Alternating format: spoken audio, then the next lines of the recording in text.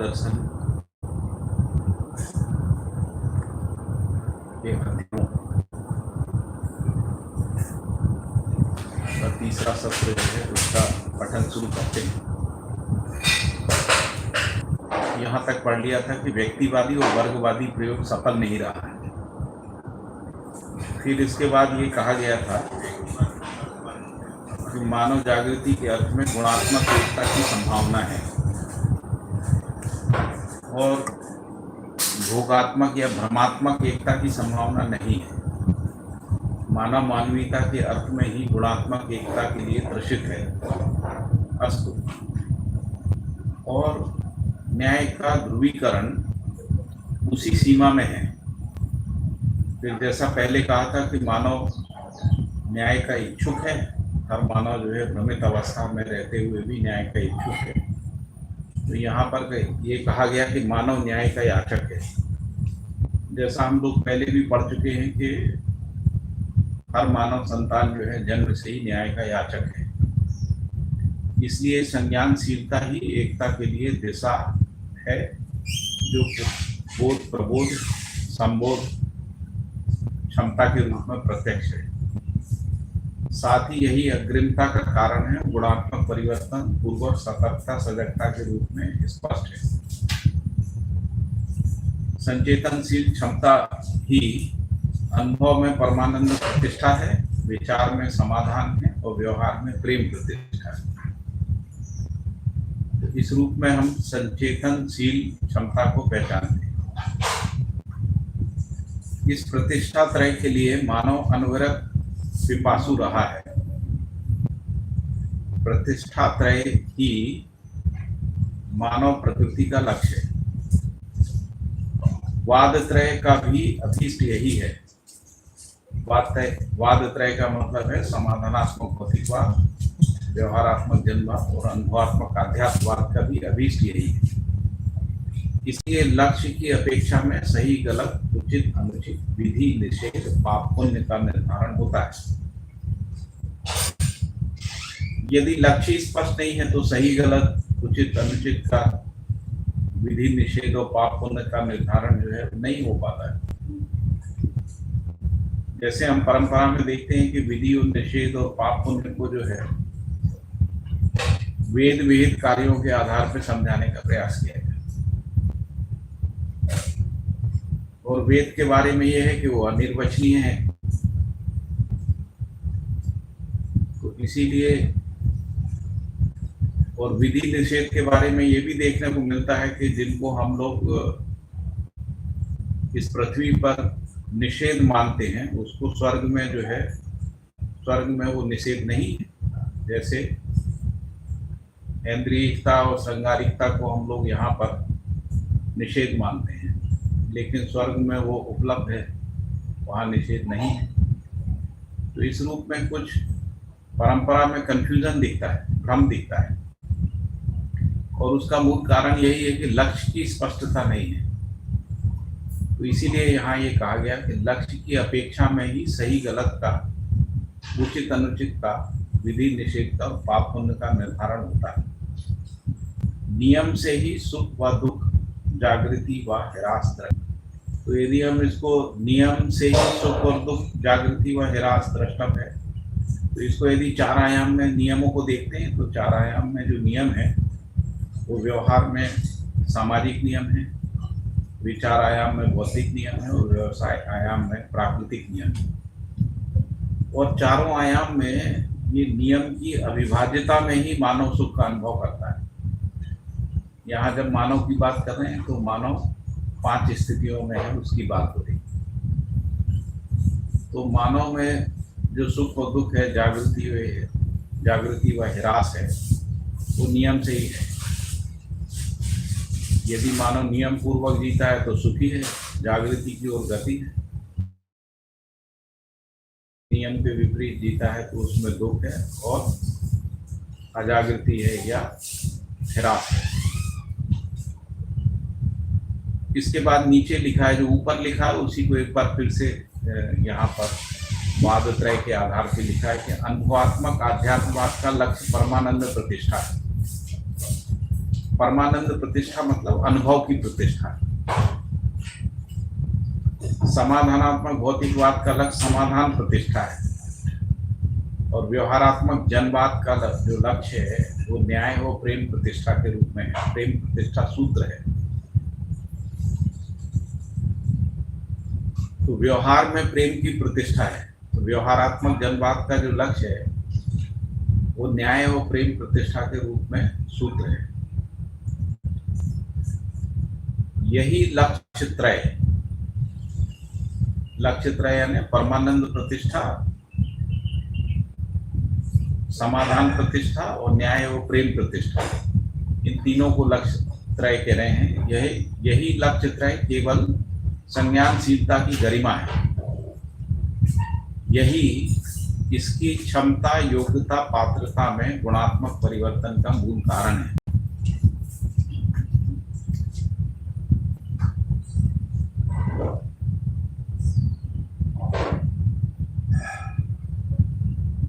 क्षमता का अर्थ आप लोगों को एक बार पुनः स्मरण में लाने के लिए उसकी परिभाषा मैं बता देता हूँ। क्षमता का मतलब है वहन करने वाली क्रिया, निर्वाह करने वाली क्रिया या धारकता सहित वाहक क्रिया। पात्रता का मतलब है ग्रहण क्रिया या ग्रहण क्रियाकलाप। और योग्यता यानी अभिव्यक्ति, संप्रेषण, प्रकाशन सहित प्रमाण संपन्नता है। तो इन परिभाषाओं को स्मरण में रखते हुए यही यानी ये जो तीनों अनुभवात्मक आध्यात्मवाद, समाधानात्मक भौतिकवाद और व्यवहारात्मक जनवाद का जो लक्ष्य है केवल संज्ञानशीलता की गरिमा है और यही इसकी क्षमता, योग्यता, पात्रता में गुणात्मक यानी इसमें जो गुणात्मक परिवर्तन होता है, तो जो जीवन में गुणात्मक परिवर्तन होता है उसका मूल कारण यही है। फिर आगे इसी को और थोड़ा सा स्पष्ट किया है। समाधान प्रतिष्ठा की निरंतरता प्रेम प्रतिष्ठा और प्रेम प्रतिष्ठा की निरंतरता जो है वो परमानंद प्रतिष्ठा है। फिर लिखा है कि प्रेम प्रतिष्ठा ही सतर्कता है। तो सतर्कता का मतलब होता है क्रियापूर्णता।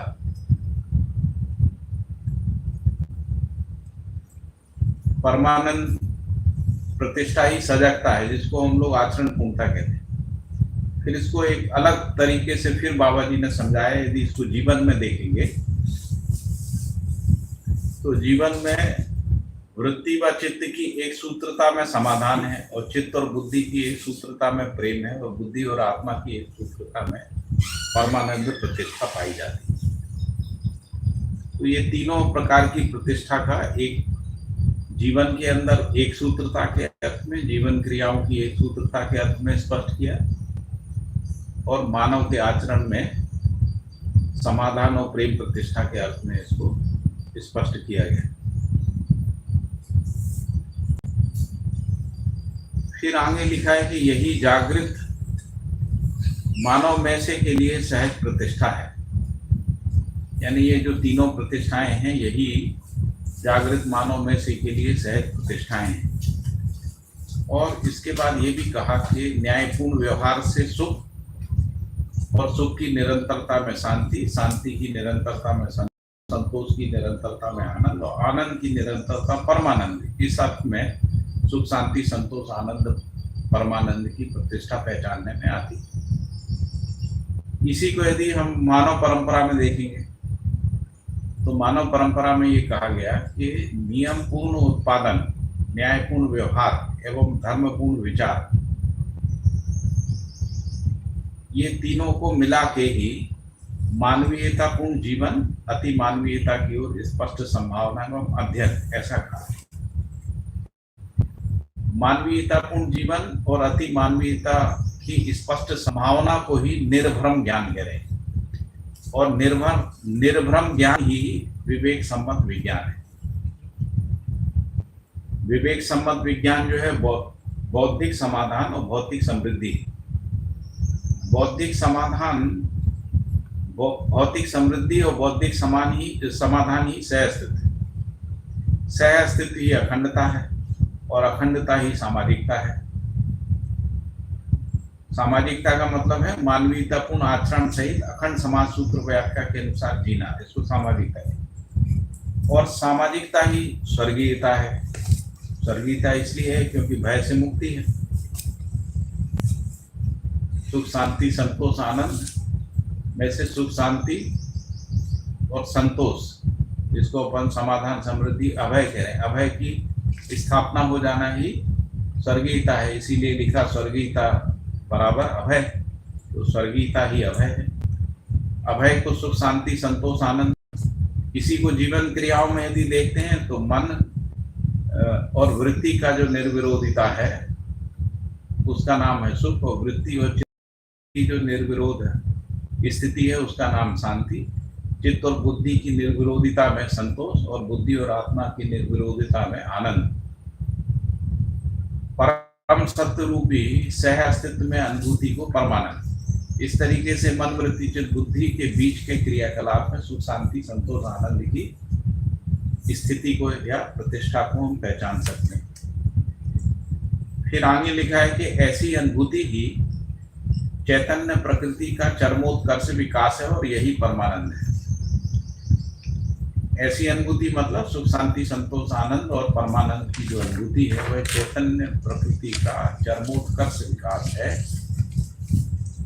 और यही परमानंद है। यानी परम सत्य रूपी सह अस्तित्व में जो अनुभूति है वही परमानंद है।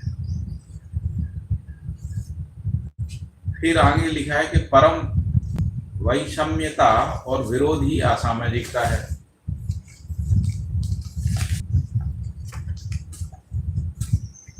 विचार व्यवहार और कार्य की जो वैषम्यता है या वैविध्यता है और जो परस्पर विरोध है, यानी मन का वृत्ति के साथ वृत्ति चित्त और बुद्धि के बीच में है ना, आदि आदि।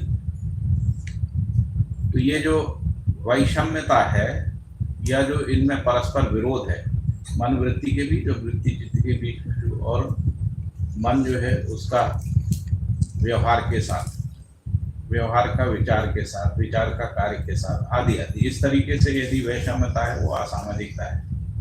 मानव में आशय चतुष्टय ही विषमता है। यदि इसको मानव में समझने जाएंगे तो जो आशय चतुष्टय है उसकी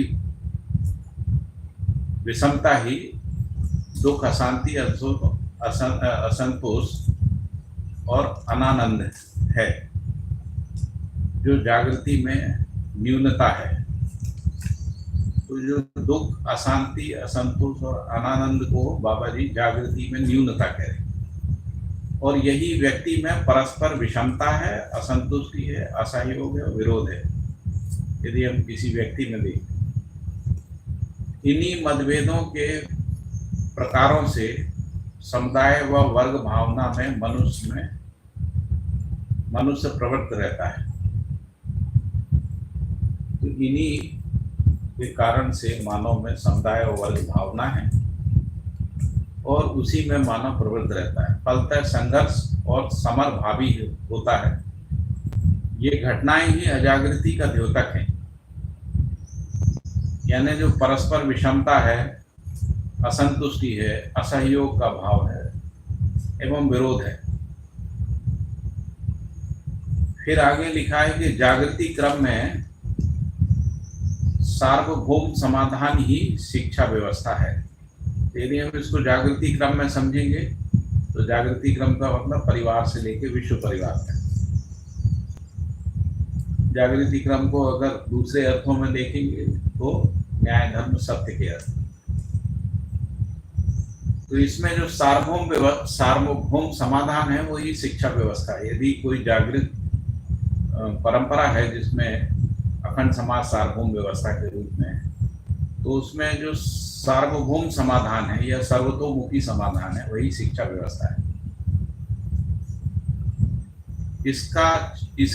इसकी चरितार्थता में परिमार्जन पूर्वक उसे समृद्ध रूप प्रदान करने के लिए मनुष्य इच्छुक है और इस क्रम में मनुष्य की परस्परता में निर्विरोध वर्ग विहीन अखंड समाज के प्रत्यक्ष होने का प्रयास का अभाव नहीं है। तो बाबा जी कह रहे हैं कि ये जो शिक्षा व्यवस्था है इसका परिमार्जन करने के लिए मनुष्य इच्छुक है। ऐसा नहीं है कि मानव इसका परिमार्जन नहीं चाहता। और इसी क्रम में वर्ग विहीन अखंड समाज के प्रत्यक्ष होने की संभावना है। फिर अभी जो भी संभावना है उसके संबंध में यदि हम कोई विधि को देखें तो 3 विधियां प्रसिद्ध हैं। उनमें से 2 विधियां जो है वो असफल हैं, तीसरी विधि सफल है। तो पहली विधि है विरोध का विरोध, और दूसरा है विरोध का दमन, और तीसरा है विरोध पे विजय। तो इसमें विरोध का विरोध और विरोध का दमन जो है वो दोनों असफल हैं। विरोध पे विजय जो है वो सफल पद्धति है। अच्छा, क्यों है? तो उन्होंने कहा विरोध के विरोध से प्रतिरोध होता है और विरोध के दमन से प्रतिदमन होता है। यदि हम विरोध का विरोध करते हैं तो उसके बदले में विरोध आता है। इसी प्रकार से यदि हम विरोध का दमन करते हैं तो प्रतिदमन के रूप में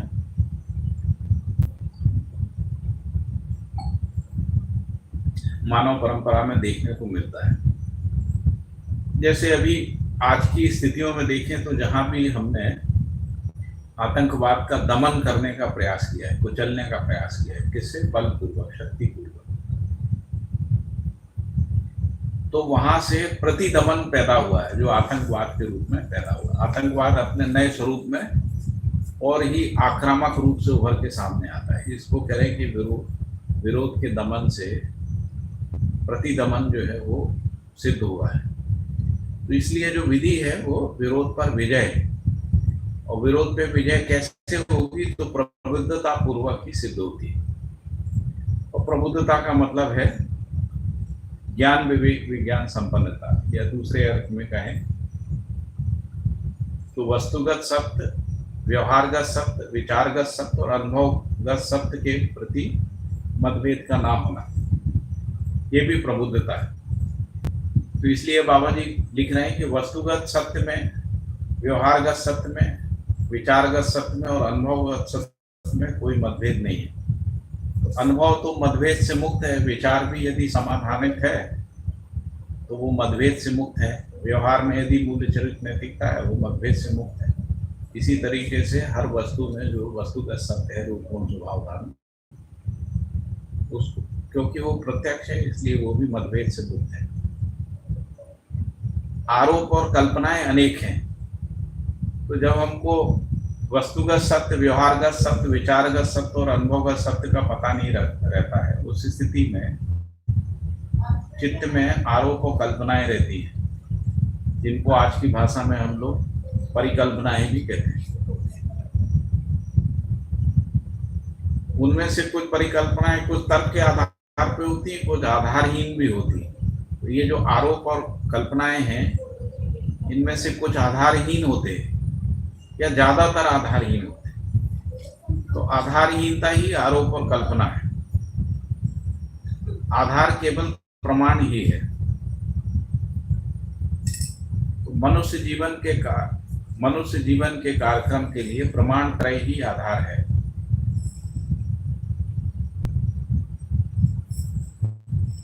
जिसको हम लोग प्रयोग प्रमाण, व्यवहार प्रमाण और अनुभव प्रमाण कहते हैं। तो मानव जीवन के कार्यक्रम के लिए प्रमाण त्रय ही आधार है और प्रमाण को लेकर कोई मतभेद नहीं होता है। मतभेद तब होता है जब प्रमाण नहीं हो। जब प्रमाण नहीं रहता तो रहस्य रहता है, मान्यताएं रहती, आरोप रहता है या कल्पनाएं रहती। कल्पना से मुक्त यदि कोई चीज है वो प्रमाण ही है। इसलिए जागृत मानव परंपरा को बाबा जी ने प्रमाणभूत परंपरा कहा है, क्योंकि प्रमाण ही विश्वास का आधार बनता है और विश्वास के बिना कोई भी व्यवस्था जो है वो सुचारू रूप से प्रतिष्ठित नहीं हो सकती। फिर ये कहा गया कि सत्य सत्यता ही स्थिति है। सत्य सत्यता का मतलब है, सत्यता का मतलब है वस्तुगत सत्य और वस्तु स्थिति सत्य, और सत्य का मतलब है स्थिति सत्य, जिसको हम लोग सहस्थित कहते हैं। तो सत्य सत्यता ही स्थिति है जो प्रत्यक्ष है। यही मनुष्य जीवन में प्रमाण पूर्वक समाधान समृद्धि के रूप में चरितार्थ हुआ है। इसके लिए उसमें आशा व प्रत्याशा है। फिर आगे और स्पष्ट करते हुए बाबा जी कह रहे हैं, मूलतः जागृत मानव अनुभूति एवं दृष्टा पद में प्रतिष्ठित है।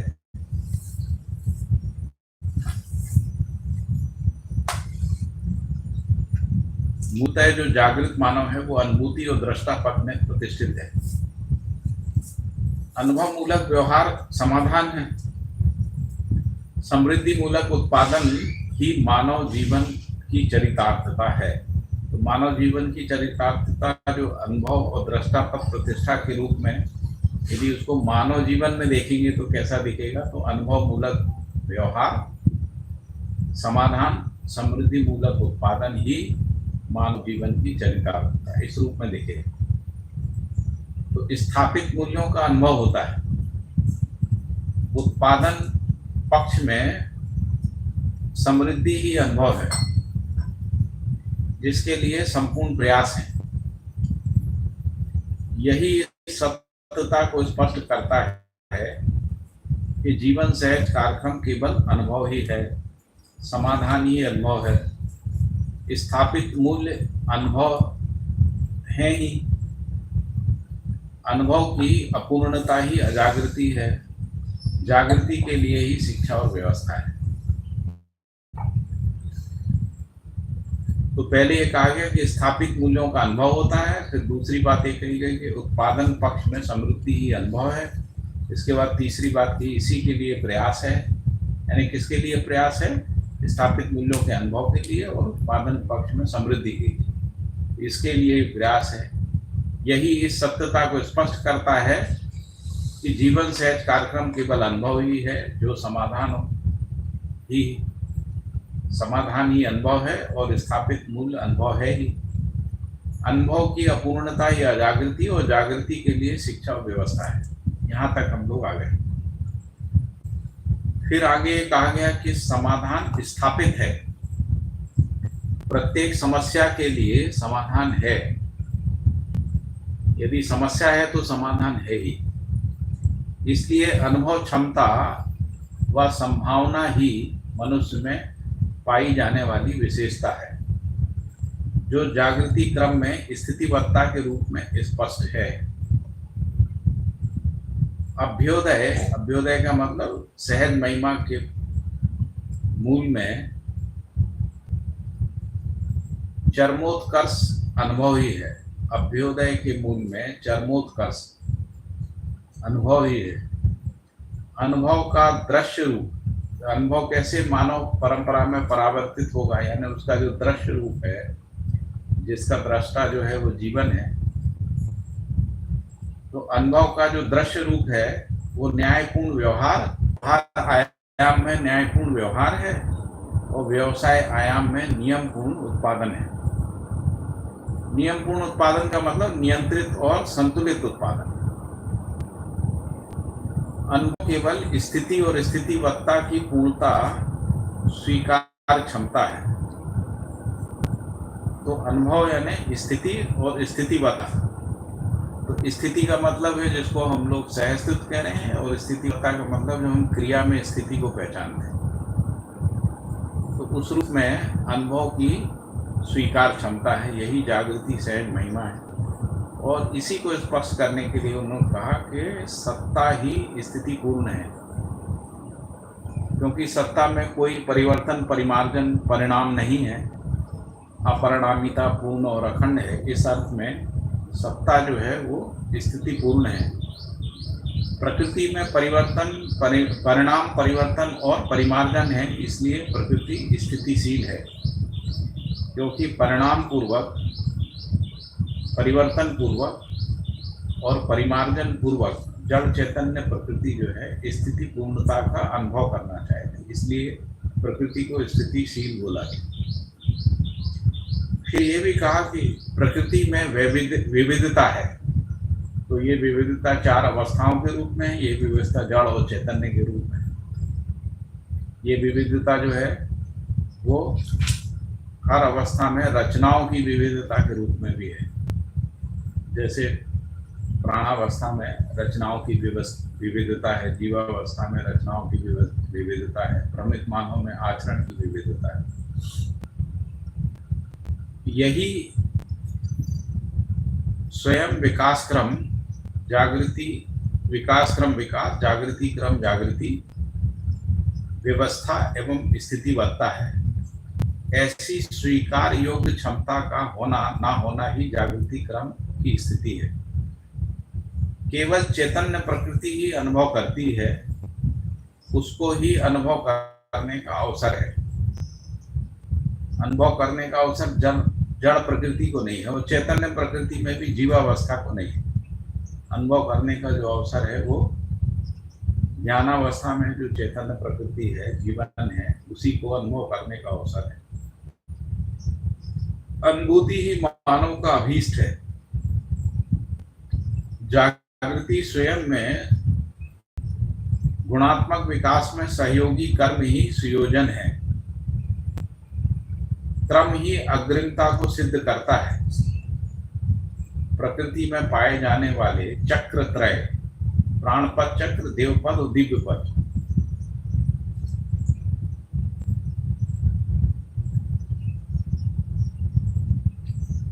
प्रकृति में पाया जाने वाला चक्र त्रय ही व्यवस्था एवं संक्रमण प्रक्रिया को स्पष्ट करता है। इस प्रकार से मनुष्य भ्रांति पद चक्र से देवपद चक्र में प्रतिष्ठित होता है। तो मनुष्य भ्रांति पद से देवपद चक्र में प्रतिष्ठित होने की संक्रमण प्रणाली में ही उसका अनुसरण करने के लिए बाध्य है। तो मनुष्य के देवपद चक्र में आरूढ़ ना होने की स्थिति में मानव में मानवीयता एक आदर्श के रूप में प्रतीक रहती है। इसको यदि वैसे समझने जाएं तो जब तक मानव देवपद चक्र में नहीं आता है तब तक मानवीयता जो है आदर्श के रूप में रहती है। आदर्श का मतलब होता है जो जीने में प्रमाणित नहीं होता है, उसको आदर्श कहते हैं। तो ऐसे आदर्शों की स्थापना के हम लोग प्रयास करते रहे। हम लोगों ने जितने भी महापुरुषों और देवी देवताओं के रूप में या ईश्वर के साकार रूप में जो भी कल्पनाएं करी हैं आचरण की, वो आदर्श रूप में है। वो जन सामान्य के आचरण में प्रमाणित नहीं हुई है, इसीलिए उसको आदर्श कह रहे हैं। तो मनुष्य के देवपद चक्र में आरूढ़, देवपद चक्र यानी जो मानव देव मानव के रूप में, देवपद चक्र में आरूढ़ न होने की स्थिति में मानवीयता एक आदर्श के रूप में प्रतीत होती है। वह 10 सोपानी व्यवस्था में जब सामान्य हो जाती है तब अति मानवीयता प्रमाण के रूप में सुलभ सहज रहता है। फिर आगे कहा कि जागृति को प्रमाणित करने के अर्थ में किए गए सभी कार्य व्यवहार उचित हैं और अजागृति में यानी भ्रम में किए गए सभी कार्य व्यवहार अनुचित हैं, ऐसा निकलेगा परिभाषा। तो जो अखंड समाज और सार्वभौम व्यवस्था में भागीदारी के रूप में प्रमाणित होते हैं, यानी जागृति को प्रमाणित करने के अर्थ में किए गए ऐसे कार्य व्यवहार जो अखंड समाज सार्वभौम व्यवस्था में भागीदारी के रूप में प्रमाणित होते हैं, वो उचित हैं। ये सब औचित्यता की कसौटी है। तो जो उचित प्रतीत होते हुए भी स्वयं के आचरण में प्रकट ना हो, ऐसी समस्त घटनाएं आदर्श के रूप में हैं, जिसको अभी हम पहले बता रहे थे कि जो आचरण में प्रमाणित नहीं होता वो सब आदर्श है। उसी को बाबा जी ने और सटीक तरीके से यहाँ कहा कि जो उचित प्रतीत होते हुए भी स्वयं के आचरण में प्रकट ना हो, ऐसी सभी घटनाएं या कार्य व्यवहार आदर्श के रूप में या आचरण आदर्श के रूप में है। औचित्यता की स्वीकृति से ही संयमता की स्पष्टता, संयमता की स्पष्टता को स्पष्ट करती है, जो गुणात्मक परिवर्तन के लिए स्वीकृति है या बाध्यता है। बाध्यता का मतलब होता है विकल्पहीनता, यानी जब कोई विकल्प नहीं हो उस स्थिति को भी बाध्यता कहते हैं। वो एक स्वीकृति भी उसको कह सकते हैं।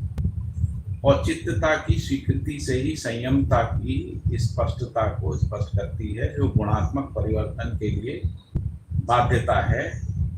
ऐसी जो बाध्यताएं जब कटाह स्थिति में आती हैं तब आचरण में प्रकट होती है। कटाह स्थिति का मतलब क्या है? यानी जिसके बिना जिया ना जा सके, यानी तीव्र इच्छा के रूप में। तीव्र इच्छा ही बाध्यता है।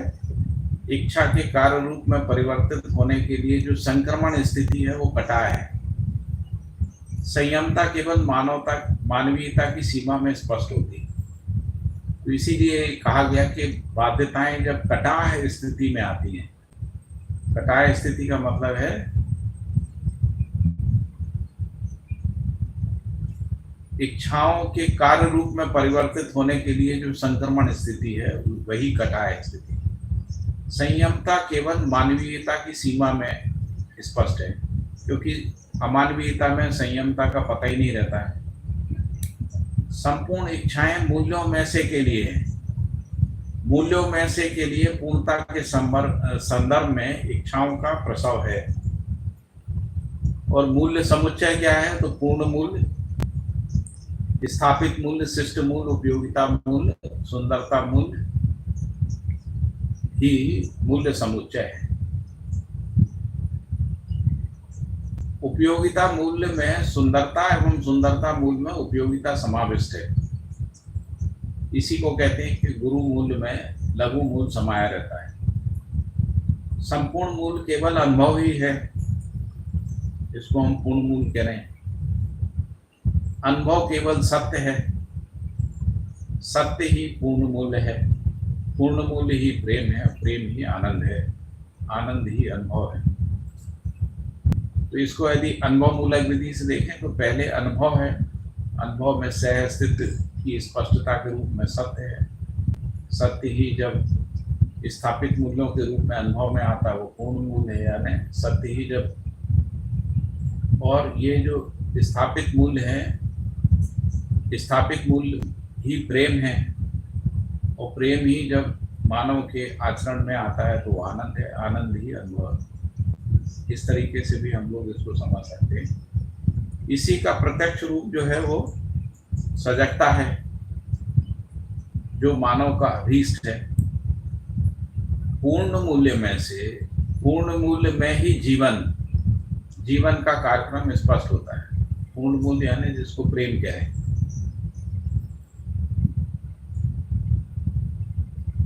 पूर्ण मूल्य में ही जीवन और जीवन के कार्यक्रम स्पष्ट होते हैं। स्थापित मूल्य के मूल में पूर्ण मूल्य ही आधार है। तो जितने भी 9 स्थापित मूल्य हैं उसके मूल में भी प्रेम ही है। जड़ चैतन्यात्मक प्रकृति केवल सत्ता में ही है। ज्ञान ही प्रेम और प्रेम ही ज्ञान है, ऐसा भी स्पष्ट होता है। प्रेम अधिक और कम से मुक्त है। ज्ञानानुभूति भी अधिक और कम से मुक्त है, जिसको हम लोग ज्ञान कह रहे हैं। ज्ञान अधिक और कम से मुक्त स्थिति है। तो ज्ञानानुभूति ही प्रेम, और प्रेम का आधार जो है वो ज्ञान है।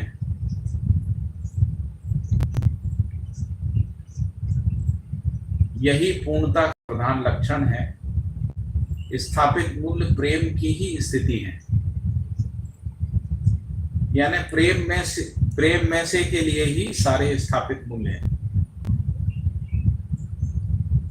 समस्त स्थापित मूल्य प्रेम में से के लिए ओतप्रोत हैं, जिसकी सत्यता स्थिर है। यह त्रिकालाबाद है, इसलिए स्थापित मूल्य जो है स्थिर हैं, और यह त्रिकालाबाद है। सत्ता की स्थिरता एवं जड़ चैतन्यात्मक प्रकृति अस्थिरता प्रसिद्ध है। तो सत्ता जो है वो स्थिर है, और जो जड़ चैतन्यात्मक सत्ता में संप्रक्त जो जड़ चैतन्यात्मक प्रकृति है वो क्रिया रूप में अस्थिर है। अस्थिरता को हम लोग कैसे समझेंगे? तो परिणाम, परिवर्तन और परिमार्जन के रूप। उभय प्रकृति में स्थानांतरण का अभाव नहीं है, इसलिए अनुभव का प्रत्यक्ष रूप संतुलन, समाधान, समृद्धि, सतर्कता, सजगता, अभय, सहस्तित्व एवं अभय है। उभय प्रकृति में स्थानांतरण का अभाव नहीं है, इसलिए अनुभव का प्रत्यक्ष रूप संतुलन, समाधान, समृद्धि, सतर्कता, सजगता, सहस्तित्व एवं अभय है। मनुष्येतर प्रकृति में नियम, नियंत्रण, संतुलन प्रसिद्ध है। अभयता ही सामाजिकता का प्रत्यक्ष रूप है। यही प्रबुद्धता का भी परिचय है। इसके बिना मानव जीवन में स्थिरता नहीं है। स्थिरता का तात्पर्य मानव में अनुभव से ही है। अनुभव सार्वभौमिक रूप में स्थापित मूल्य है। अनुभव विहीन मानव सामाजिक नहीं है। सामाजिकता में से के लिए अनुभव क्षमता अनिवार्य है। मानवीयता की सीमा में ही प्रतीति एवं अनुभव है। अति मानवीयता की सीमा में अनुभव और उसका वैभव है। अनुभव की निरंतरता प्रसिद्ध है। अमानवीयता की सीमा में अनुभव क्षमता की न्यूनता पाई जाती है, जो स्पष्ट है।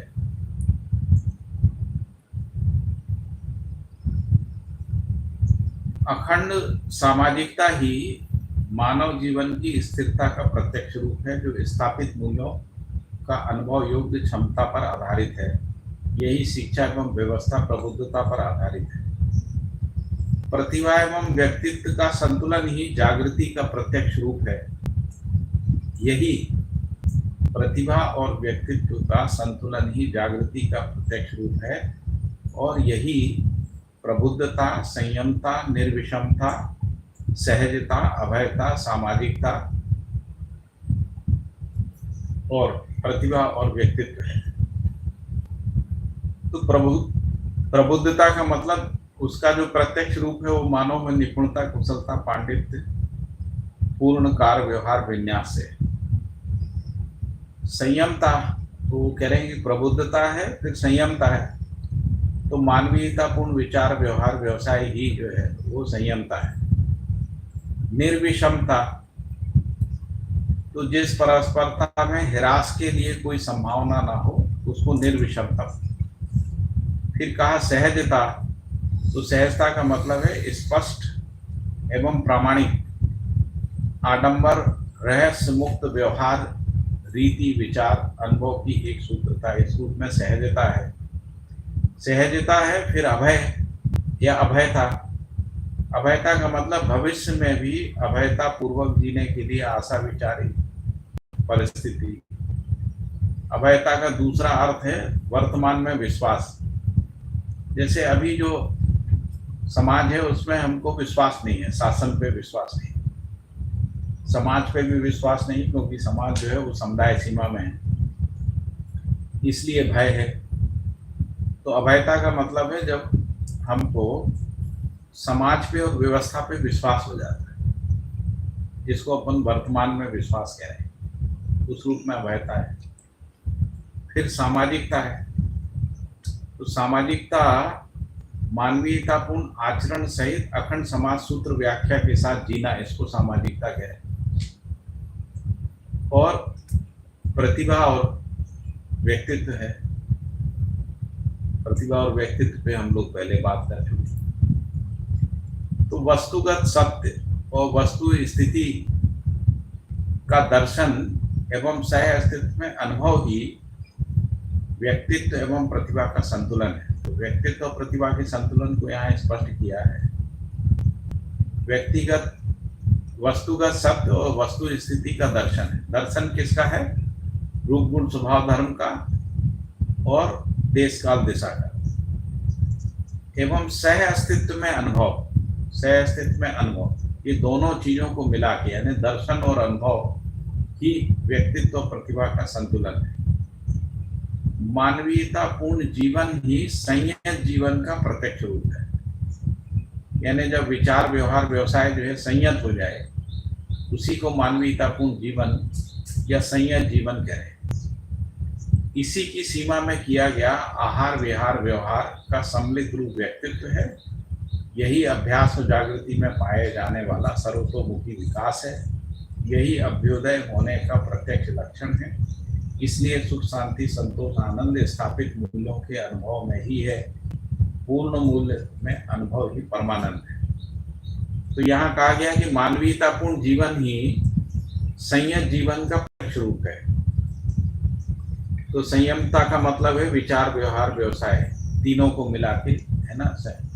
यदि वो तीनों मानवीयता के अर्थ में है, फिर ये कहा गया कि इसी की सीमा में किया गया है, यानी मानवीयता या संयमता की सीमा में किया गया आहार, विहार, व्यवहार का सम्मिलित रूप ही व्यक्तित्व है।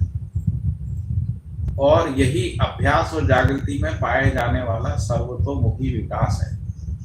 यही अभ्युदयशील होने का प्रत्यक्ष लक्षण है। इसीलिए सुख, शांति, संतोष, आनंद स्थापित मूल्यों के अनुभव में ही है। पूर्ण मूल्य में अनुभव ही परमानंद है।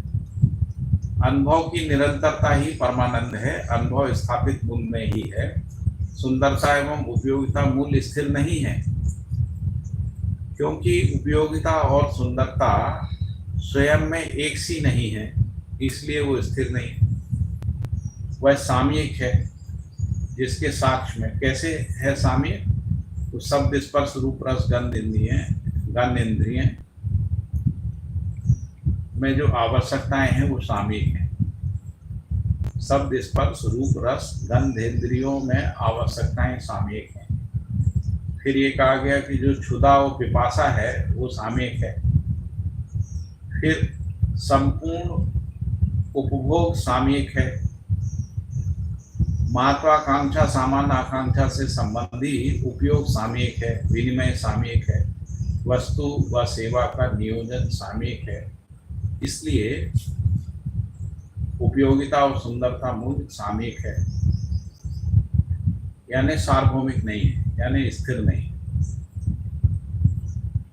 तो सुंदरता एवं उपयोगिता मूल्य की स्थिरता नहीं है, क्योंकि ये सामयिक हैं। फिर आगे कहा गया स्थापित मूल्य, मानव मूल्य, जीवन मूल्य देश काल से बाधित नहीं है, यानी सीमित नहीं है। त्रिकालाबाद भी बोल सकते हैं। प्रत्येक संबंध में निहित स्थापित मूल्य निकट व दूर, भूत, भविष्य एवं वर्तमान से प्रभावित नहीं, और उसको स्पर्श कर दिया, देश को, काल को। यानी स्थापित मूल्य का निकट और दूर होने से कोई संबंध नहीं है, और वर्तमान, भूत और भविष्य से कोई संबंध नहीं। प्रत्येक स्थापित मूल्य तीनों कालों में एवं सभी इकाई में पाई जाने वाली जो उपयोगिता एवं सुंदरता का परिणाम व परिवर्तन प्रसिद्ध है। तो मूल्य मात्र अनुभव ही है। यह जागृति क्रम में पाई जाने वाली चैतन्य क्रिया की क्षमता है। फिर आगे स्पष्ट किया है, क्रियाओं में मूल्यों की स्थिति का अभाव नहीं है। इसे अनुभव करने की क्षमता के अभाव में वह रहस्य, अज्ञात एवं अप्राप्त हैं। तो जिसको भी हम परंपरा में रहस्य, अज्ञात या अप्राप्त कह रहे हैं, उसका मूल कारण है कि क्रियाओं में मूल्यों की स्थिति जो है उसका अनुभव नहीं। उपयोगिता मूल्यों के आधार पर समाज की स्थायी संरचना संभव नहीं है, क्योंकि वह स्वयं में स्थायी नहीं है। जैसा अभी हम लोग देख रहे हैं, तो हम लोग सोचते हैं कि आर्थिक कार्यक्रम से समाज में स्थायी संरचना आ जाएगी, वो होती नहीं। तो आर्थिक समृद्धि बढ़ जाती है। जैसे अभी हम लोग देख रहे हैं कि आर्थिक रूप से तो बहुत जो है जीडीपी बढ़ गई है, लेकिन जो समाज संरचना है वो नहीं हो पा रही, क्योंकि उपयोगिता मूल्य के आधार पे समाज की स्थायी संरचना संभव ही नहीं। तो समाज की संरचना की जो दृढ़ता है वो स्थापित मूल्यों पर ही है। यही सत्यता मानव को अमानवीयता से मुक्त होकर मानवीयता से संपन्न करने के लिए प्रेरित करती है। मानवीयता प्रतीति अवधारणा पूर्वक सफल है। मानवीयता की प्रतीति या मानवीयता प्रति की अवधारणा पूर्वक सफल होती और अनुभव पूर्वक पूर्ण हो जाती। अनुभव पूर्वक पूर्ण भी होती है और अनुभव पूर्वक प्रमाण भी है। फिर आगे लिखा है कि अर्थ ही मूल्य है, मूल्य ही अर्थ है। तो जिसको हम कहते हैं कि सह अस्तित्व में अर्थ क्या है, तो अर्थ मूल्य के रूप में है, मूल्य ही अर्थ है। उपयोगिता मूल्य और शिष्ट मूल्य में, शिष्ट मूल्य स्थापित मूल्य में समर्पित होना पाया जाता है, यही संयमता का प्रत्यक्ष रूप है। तो प्रतिभा और व्यक्तित्व का उद्बोधन, प्रबोधन, पूर्ण शिक्षा, उसके संरक्षण, संवर्धन योग व्यवस्था का अभाव ही अमानवीयता को प्रोत्साहन है। तो प्रतिभा और व्यक्तित्व के उद्बोधन, प्रबोधन, पूर्ण शिक्षा और उसके संरक्षण, संवर्धन योग व्यवस्था, किसके संरक्षण, संवर्धन योग? प्रतिभा और व्यक्तित्व के। प्रतिभा और व्यक्तित्व के संरक्षण, संवर्धन योग व्यवस्था का अभाव ही अमानवीयता को प्रोत्साहन है। यही विधि नीति में असंदिग्धता, यही विधि व नीति में संदिग्धता, पराभव, विद्रोह, द्रोह, बल प्रयोग व युद्ध है। यदि प्रतिभा और व्यक्तित्व का संरक्षण, संवर्धन नहीं है और प्रतिभा और व्यक्तित्व जो है वो उद्बोधन, प्रबोधन, संबोधन विधि से शिक्षा के द्वारा समाज में स्थापित नहीं होता है, उस स्थिति में अमानवीयता को प्रोत्साहन है। और ऐसी जो विधि और नीति है वही संदिग्ध है, या संदिग्धता है, उस विधि नीति में ही संदिग्धता है। ऐसी शिक्षा की विधि और ऐसी व्यवस्था की विधि नीति, उसमें संदिग्धता है, पराभव है, विद्रोह है, द्रोह है, बल प्रयोग है व युद्ध है। जो शास्त्र, साहित्य, ग्रंथ व उपदेश मानवीयतापूर्ण संस्कृति, सभ्यता, विधि एवं व्यवस्था को स्पष्ट करने में असमर्थ हुए हैं, असमर्थ रहते हुए प्रचार प्रसार करते हैं, वही वर्गीयता व सामुदायिकता का कारण है। तो बाबा जी कह रहे हैं सामुदायिकता का एक कारण और बता रहे हैं वो, कि जो शास्त्र, साहित्य, ग्रंथ, उपदेश मानवीयतापूर्ण संस्कृति, सभ्यता, विधि व्यवस्था को स्पष्ट करने में असमर्थ रहते हुए भी प्रचार प्रसार रहते हैं, प्रचारित प्रसारित रहते हैं, वही वर्गीयता और सामुदायिकता का कारण है। यही विविध जाति पंथ का आधार है, जो त्रुटि या अपराध है। यही मानसिक रूप में त्रुटि और व्यवहारिक रूप में अपराध का आधार है। मानवीयतापूर्ण आचरण व्यक्तित्व एवं व्यवहार में विश्वास न हो पाना ही है। मानवीयतापूर्ण आचरण व्यक्तित्व और व्यवहार में विश्वास न होना ही परिवार तथा व्यक्ति के जीवन में संदिग्धता का होना है। यदि किसी व्यक्ति के जीवन में या परिवार के जीवन में मानवीयतापूर्ण आचरण, व्यक्तित्व एवं व्यवहार में विश्वास नहीं है, तब ऐसा व्यक्ति और परिवार के प्रति संदिग्धता का होना स्वाभाविक है। यही अपराध एवं गलती का कारण है। जबकि शिक्षा व्यवस्था एवं स्वसंस्कार का योगफल प्रत्यक्ष है, शाश्वत मूल्यों पर आधारित सामाजिक संरचना का अभाव ही मनुष्य के चारों आयामों एवं 10 सोपानी व्यवस्था में संदिग्धता है। तो संदिग्धता का मूल कारण फिर यहाँ पर 4 आयाम और 5 स्थितियों के रूप में जो एक सूत्रता है, जो 10 सोपानी व्यवस्था में संदिग्धता के रूप में है। शाश्वत मूल्यों पर आधारित समाज संरचना का अभाव ही मनुष्य के चारों आयामों एवं 10 सोपानी व्यवस्था में संदिग्धता है। यही अनिश्चितता, सशंकता और भय प्रसव की स्तुति है। मूल्य दर्शन एवं अनुभव क्षमता ही संस्कार का प्रत्यक्ष रूप है। तो मूल्य दर्शन और अनुभव क्षमता ही संस्कार का प्रत्यक्ष रूप है। संस्कार विहीन मनुष्य नहीं है। मनुष्य का संपूर्ण संस्कार तात्रय की सीमा में ही प्रत्यक्ष है। तात्रय का मतलब अमानवीयता, मानवीयता, अतिमानवीयता। संस्कार परिवर्तन केवल शिक्षा व्यवस्था से ही है। तो बाबा जी कह रहे हैं कि ये जो अमानवीयता से मानवीयता, मानवीयता से अतिमानवीयता जो है, इस रूप में जो संस्कार परिवर्तन है वो शिक्षा व्यवस्था से ही संभव है।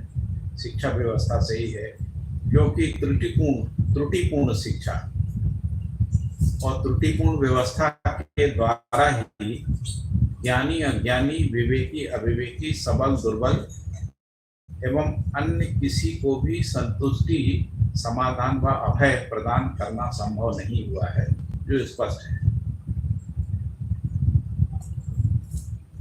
स्थापित मूल्य तथा शिष्ट मूल्यों का योगफल ही सामाजिक मूल्यवत्ता है।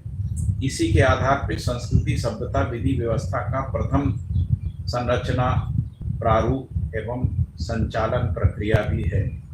इसको आगे जाके और स्पष्ट किया है कि सामाजिक मूल्यों की स्वीकार क्षमता ही संस्कृति है और सामाजिक मूल्यों की वहन क्षमता ही सभ्यता है। तो जैसे हम जिम्मेदारियों का वहन करते हैं तभी सभ्यता है। जैसे संबंध के बाद यदि हम संबंध निर्वाह के अर्थ में कर्तव्य दायित्व का निर्वाह करते हैं तब वो सभ्यता है, क्योंकि वो वहन क्षमता है। और सामाजिक मूल्यों की स्वीकार क्षमता, तो ये जो स्वीकारता है वो मानसिकता में रहती है, इसलिए संस्कृति मानसिकता के रूप में स्वीकार क्षमता है। और क्या स्वीकार क्षमता है? जो सामाजिक मूल्यों की स्वीकार क्षमता, उस रूप में संस्कृति है। सामाजिक मूल्यों की वहन क्षमता के रूप में सभ्यता है। उपयोगिता व सुंदरता मूल्य समाज मूल्य में समाहित व समर्पित, व्यवहार में ही इन दोनों की प्रयुक्ति है।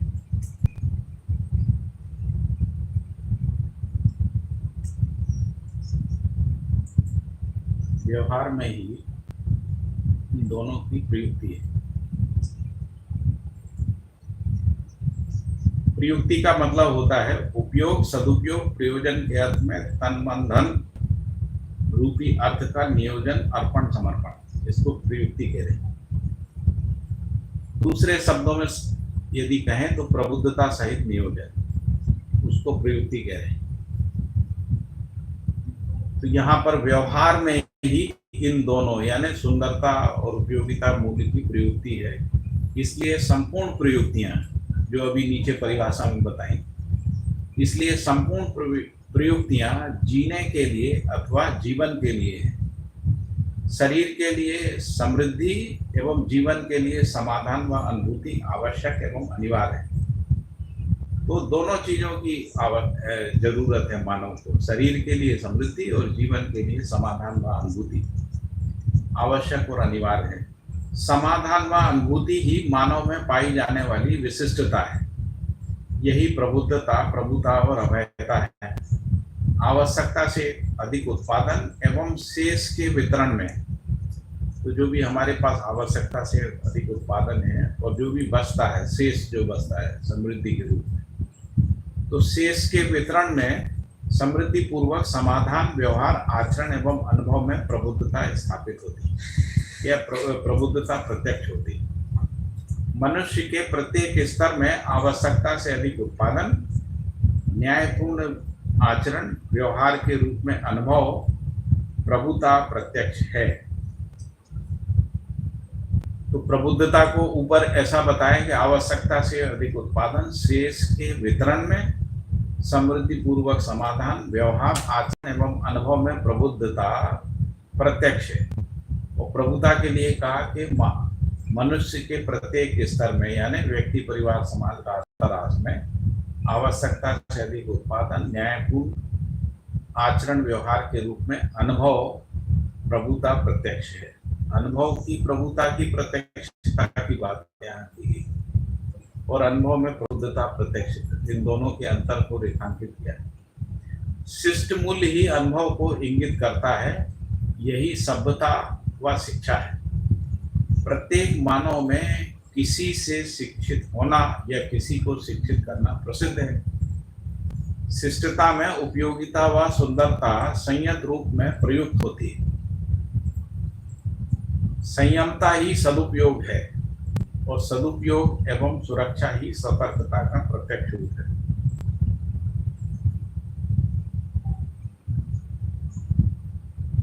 जिसको हम लोग धर्म नीति और राजनीति भी करें। तो धर्म नीति और राजनीति की एक सूत्रता ही सतर्कता है। सदुपयोगिता का मतलब धर्म नीति और सुरक्षा का मतलब राजनीति। संयमता ही सदुपयोगिता है और उसके साथ ही सुरक्षा राजनीति जुड़ जाती है तो वो सतर्कता है। और सतर्कता मतलब क्रियापूर्णता है या मानवीयतापूर्ण आचरण है, जिसको हम लोग मानव कह रहे हैं। मानव में वो प्रकट होता है, मानवीयतापूर्ण मानव के रूप में सतर्कता है। यही सामाजिकता का कार्य कारण एवं लक्ष्य भी है। फिर आगे कहा कि शिष्टता की अभिव्यक्ति प्रसिद्ध है। मानवीयता में शिष्टता की प्रतिष्ठा व अखंडता है। यही सफल जीवन का प्रत्यक्ष रूप है, जो अखंड समाज 10 सोपानी व्यवस्था में अनिवार्यतः अनुवर्तनीय है।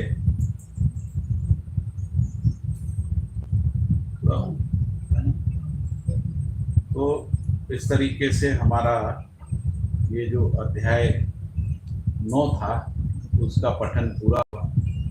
लेकिन हमारे पास थोड़ा सा समय है, इसलिए मैं कुछ चीज़ों को एक बार फिर से रिवाइज कर लेता हूँ ताकि हम लोग समय का सदुपयोग कर सकें।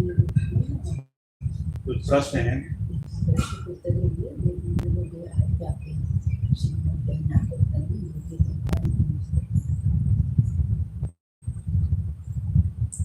कोई प्रश्न है क्या? सतर्कता, सजगता, सहजता को व्याख्यायित करेंगे तो उसका उत्तर दे दिया। समाधान को उत्तर की सतर्कता है, निर्भरता की सजगता है। सतर्कता, सजगता और सहजता, ये 3 चीजें हैं। इसी को हम लोग दूसरे अर्थ में ऐसे समझ सकते हैं, जिसको हम कह रहे हैं मानव, देव मानव और दिव्य मानव। मानव, देव मानव, दिव्य मानव। तो मानव में जो है वो सतर्कता है, देव मानव में सजगता है और दिव्य मानव में सहजता है। इस अर्थ में भी हम इसको समझ सकते हैं। इसके अलावा कोई एक प्रश्न और था?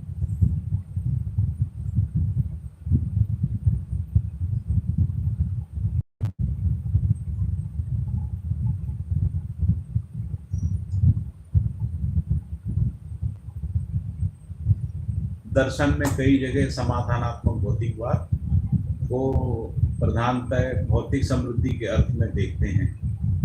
अभी इस समाधान प्रतिष्ठा के रूप में बताया गया, जबकि समाधान में बौद्धिक और वैचारिक, समाधान में बौद्धिक और वैचारिक है। कृपया स्पष्ट करें। तो एक बार हमको इसको समझ लेना चाहिए कि समाधानात्मक भौतिकवाद क्या चीज है, वो किन कंटेंट की बात कर रहा है, उसका प्रयोजन क्या है, जो इस अध्याय में स्पष्ट किया गया है। जगह जगह पे उसको स्पष्ट किया गया है। तो लेकिन यदि हम इसको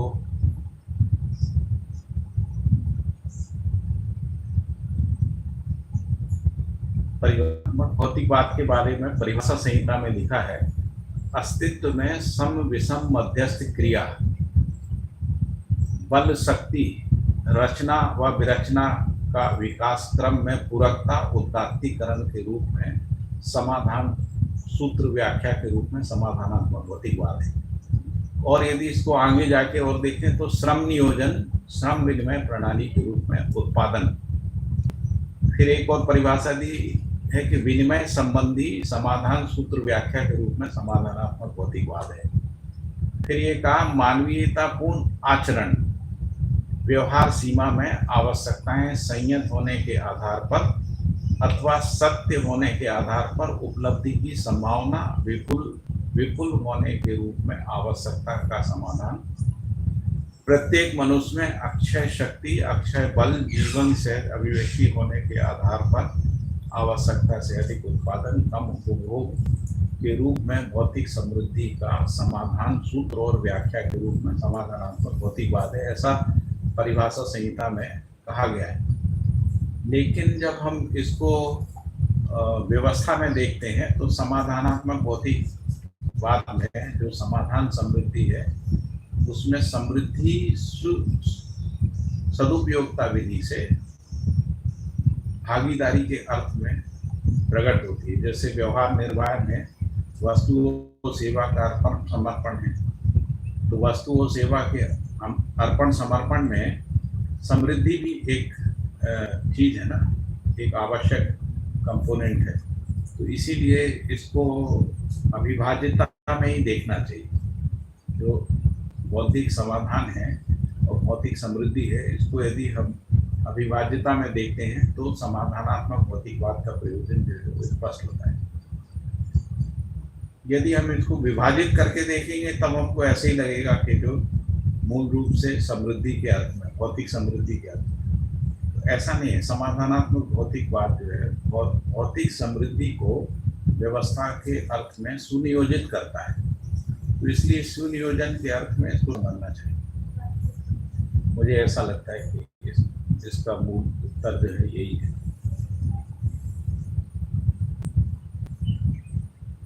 तो हम अध्याय 9 को एक बार, हमारे पास 20-25 मिनट है, तो 20-25 मिनट में हम लोग इसको एक बार समराइज कर लेते हैं। तो सबसे पहले ये कहा गया कि अखंड समाज 10 सोपानी व्यवस्था की समाज व्यवस्था है। फिर ये कहा गया कि समाज के 3 रूप हैं, समझदार परिवार, अखंड समाज और अखंड समाज सार्वभौम व्यवस्था है। और फिर ये कहा गया कि अखंड समाज के अर्थ में राज्य संस्थाएं या जो भी संस्थाएं हैं वो अखंड समाज के अर्थ नहीं है। और इसमें जो परिवार है यानी समझदार परिवार है वो एक घटक है, यानी हम उसको अलग करके नहीं देख सकते हैं, जिस रूप में एक घटक है। इस स्थिति में मुक्ता सह अस्तित्व प्रमाणित होता है। फिर अनेक परिवार मिलकर सार्वभौम व्यवस्था में भागीदारी करते हैं, ऐसे भागीदारी संपन्न राज्य संस्थाओं के रूप में गण्य होते हैं। तो इस रूप में जो तृतीय स्थिति है या तृतीय जो समाज का जो तृतीय रूप है उसको बाबा जी ने यहाँ स्पष्ट किया। और फिर ये भी कहा कि समग्र व्यवस्था में भागीदारी करने के क्रम में ही विश्व परिवार सभा पर्यंत भागीदारी संपन्नता होती है। इस रूप में संस्थाओं की भूमिका जो है वो स्पष्ट होती है। फिर इसके बाद ये कहा कि जो भ्रमित संस्थाएं हैं उनमें भी जो प्रभुता और अखंडता की अक्षुण्णता के प्रति जो मूल कामना है वो बनी रहती है। और इसीलिए हर राज्य संस्था जो है प्रभुता और उसकी अखंडता का जो आश्वासन है या विश्वासन है वो बार बार घोषणा पूर्वक जनजातियों के समक्ष प्रकट करती रहती है। इसीलिए और क्योंकि ये अंतर्निहित है भ्रमित संस्थाओं में भी या जनजातियों में भी यह मानसिकता जो है, यानी जिसको प्रभुता और उसकी अखंडता कह रहे हैं या अक्षुण्णता कह रहे हैं, वो अंतर्निहित ही है कामना के रूप में। इसीलिए इसकी संभावना है कि राज्य संस्थाएं अखंड समाज में से के लिए समर्पित होने के लिए बाध्य हैं, है ना। तो अल्टीमेटली धीरे धीरे ये जो गठन है वो अखंड समाज के रूप में संगठन में संक्रमित होगा, ऐसी संभावना दिखती है, क्योंकि ये बाध्यता है।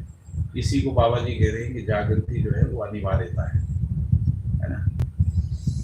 तो जागृत मानव परंपरा में सम्यकता को स्थापित करना व संरक्षित करना, यही जो है उद्देश्य है, कार्यक्रम है, अध्ययन व्यवस्था है, इस रूप में उन्होंने कहा। फिर इसके बाद ये कहा कि समग्रता की एक सूत्रता के लिए अनिवार्यता नीति त्रय है, जो निपुणता, कुशलता, पांडित्य ही है। सम्यकता को समग्र मानव जाति में स्थापित व संरक्षित करना संस्था व परंपरा है, यही अभ्यास का लक्ष्य है। सहअस्तित्ववादी दर्शन क्षमता ही शिक्षा एवं व्यवस्था उपलब्ध हुई। फिर इसके बाद कहा कि ये जो तृतीय अवस्था है उसमें वाद त्रय पूर्वक सिद्ध होने वाला जो नीति त्रय है, जब वो शिक्षा और व्यवस्था से सम्मत हो जाता है तो जिसको हम लोग अखंड समाज सार्वभौम व्यवस्था के रूप में तृतीय स्थिति तृतीय रूप की बात कर रहे हैं वो प्रमाणित होता है। इसके बाद ये कहा कि सार्वभौमता ही जो है वो संप्रभुता है, और इसके बारे में कहा कि यह केवल सत्य और सत्यता सहित संपूर्ण मूल्यों का प्रमाण एवं परंपरा है, यह स्थापित है, शिष्ट व्यवसाय मूल्य पूर्वक जो है अखंड समाज सार्वभौम व्यवस्था है। फिर प्रबुद्धता ही प्रभुता है, सहअस्तित्व ही सत्यता है, इस रूप में इसको बताया। और इसके बाद फिर ये कहा कि यही जो प्रभुता है इसी को सुलभ बनाना व्यवहारिक सत्ता है ना। यदि जो प्रबुद्धता है, यदि वो प्रभुता पूर्वक शिक्षा संस्कार पूर्वक जो है, शिक्षा या अध्ययन पूर्वक यदि वो सुलभ होती है, ये व्यवहारिक सत्ता है। प्रभुता का यही प्रत्यक्ष रूप एवं मानव की चिरवांछा भी है। प्रबुद्धता का तात्पर्य फिर बताया कि वो प्रकष्ट बोध संपन्नता है, और प्रकष्ट बोध संपन्नता को यथास्थिति में पूर्णतः निर्भ्रमता के रूप में है परिभाषित किया गया है, स्पष्ट किया गया। फिर आगे कहा कि प्रभु सत्ता का चरितार्थ रूप जो है सजगता सतर्कता है, यही सहअस्तित्व है।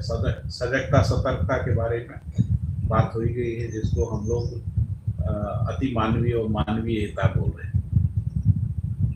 दूसरे अर्थ में जो उत्तर जो सुनीता ने लिखा है कि तर्क सम्मत हो जाना और व्यवहार सम्मत निर्भ्रम हो जाना, इसके रूप में सतर्कता और सजगता को भी परिभाषित किया गया है। फिर इसके बाद मानव की यथा स्थिति जागृति परंपरा सहित वैभव है। प्रभु सत्ता के बिना अखंडता और अखंडता के बिना प्रभु सत्ता सिद्ध नहीं होती। फिर इसके बाद ये कहा कि सत्यता के प्रति निर्विरोधता एवं निर्भ्रमता ही अखंडता है। निर्भ्रमता के प्रति आश्वासन करने वाली प्रक्रिया ही सत्ता का प्रत्यक्ष रूप है, और यही अप्रतिम शक्ति है, और यही मानव को देवता और भूमि को स्वर्ग बना देती है, जिसके लिए मानव चिर त्रसित है। और फिर आगे ये कहा गया कि सत्ता का तात्पर्य सार्वभौम व्यवस्था से है, सत्ता ही सार्वभौम है। इसी को यदि हम सत्ता को सम्मिलित रूप में देखते हैं तो यही प्रबुद्धता है, यही प्रभुता है, यही प्रभु सत्ता है। इसके बाद आगे स्पष्ट किया कि प्रभुता जो है स्वीकार योग सूत्र व्याख्या है, और स्वीकार योग सूत्र व्याख्या सहित यदि सत्ता है उसी का नाम सार्वभौम व्यवस्था है। प्रबुद्धता का जो परावर्तित रूप है वो प्रभुता है, जिसको हम लोग ज्ञान विवेक विज्ञान कह रहे हैं। ज्ञान विवेक विज्ञान रूपी जो प्रभुता है उसका परावर्तित रूप जो है सत्ता है, इसको हम लोग 10 सोपानी व्यवस्था में मूल रूप से शिक्षा संस्कार के रूप में देख रहे हैं। तो सत्ता का परावर्तित रूप शिक्षा है, और शिक्षा का परावर्तित रूप जो है प्रणाली पद्धति और नीति है।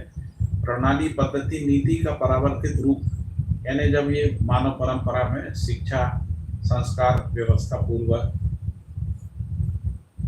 जो भी परिवर्तन परिमार्जन आता है, उसमें चारों आयाम और 10 सोपानी व्यवस्था की एक सूत्रता जो है वो स्थापित होती है, और चारों आयाम और 5वां स्थिति की एक सूत्रता को ही प्रभु सत्ता, यहाँ बाबा जी ने स्पष्ट किया है कि प्रभु सत्ता का मतलब है चारों आयाम और 5वां स्थिति की एक सूत्रता के रूप में अखंड समाज सार्वभौम व्यवस्था, इसी को प्रभु सत्ता कह रहे हैं। इसके बाद ये कहा नियम न्याय धर्म सत्य देश कालातीत है, अतः सार्वभौमिक है, इसीलिए सार्वभौमता ही अप्रतिमता है, अप्रतिमता ही मध्यस्थता, मध्यस्थता ही प्रबुद्धता, प्रबुद्धता ही विज्ञान एवं विवेक, विज्ञान और विवेक की संप्रभुता, संप्रभुता ही अखंडता, अखंडता ही समाधान समृद्धि, समाधान समृद्धि ही सहअस्तित्व, सहअस्तित्व ही जीवन और जीवन ही नियम न्याय धर्म सत्य है। इसको स्पष्ट किया। फिर मानव जीवन में कार्यक्रम जो है विधि नीति और व्यवस्था के रूप में है, जिसको सत्य धर्म न्याय और नियम की विधि और इसके आधार पर कर्माभ्यास व्यवहाराभ्यास शास्त्राभ्यास चिंतनाभ्यास आदि बोला, और इन्हीं को मिला के विधानाभ्यास कह रहे हैं। तो जब ये नीति के साथ नीति पूर्वक जो है यानी भागीदारी के रूप में, तो विधि का मतलब है आचरण कार्य व्यवहार व्यवस्था में भागीदारी, नीति का मतलब नियति पूर्ण विधि पूर्वक जो गतिविधियों के रूप में, जिसको नीति त्रय भी करें, तो नीति त्रय के रूप में यही व्यवस्था है। यहाँ पर इसको स्पष्ट किया कि मानव जीवन के कार्यक्रम में विधि नीति और व्यवस्था का समाहित रहना प्रसिद्ध है। फिर आगे कहा गया कि विधि विहित नीति व्यवस्था ही चारों आयामों और 10 सोपानी व्यवस्था की एक सूत्रता को स्थापित करती है। यही जागृत जीवन का प्रत्यक्ष रूप एवं कार्यक्रम है, यही अभ्यास का फल है। इसके बाद ये कहा गया है सार्वभौमता ही निर्विवाद एवं समाधान है। ज्ञानावस्था की इकाइयाँ जो है निर्विवाद की आशा आकांक्षा सहित हैं। यदि ये नहीं है उस स्थिति में, यदि निर्विवादता नहीं है यानी विवाद है, उस स्थिति में द्रोह विद्रोह आतंक और युद्ध है जो मानव के लिए अवांछनीय है, वांछित नहीं है। फिर आगे कहा गया कि समृद्धि समाधान सहस्तित्व एवं अभयता ही मानव कुल की सार्वभौमिक आकांक्षा है। फिर कहा प्रभुता की प्रतिष्ठा जब तक परिपूर्ण नहीं हो जाती है तब तक अभयता को प्रदान करने में समर्थ नहीं होती है। तो प्रभुता ही अभयता, अभयता ही क्रम, क्रम ही जागृति, जागृति ही अनिवार्यता, अनिवार्यता ही प्रबुद्धता, प्रबुद्धता ही जीवन सफलता और जीवन सफलता ही प्रभु सत्ता है। फिर कहा गया कि मानवीयता से प्रभु सत्ता की प्रतिष्ठा एवं उसकी अक्षुण्णता है। अमानवीयता में ये सफल नहीं होता है, तो इसलिए मानवीयता की सीमा में प्रभु सत्ता की प्रतिष्ठा और उसकी अक्षुण्णता है। अमानवीयता की सीमा में सत्ता के प्रयोग से प्रभुता का वैभव प्रकट नहीं होता है। इसी कारण यह मानवीयता की शरण के लिए, इसी कारण मानव जो है वो मानवीयता की शरण के लिए बाध्य है।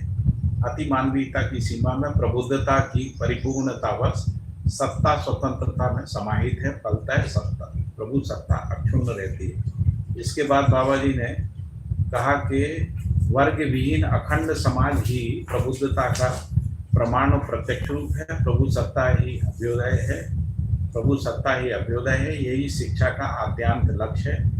इसके बाद कहा कि मानव में सूक्ष्म कारण स्थूल तथ्यों का अध्ययन है।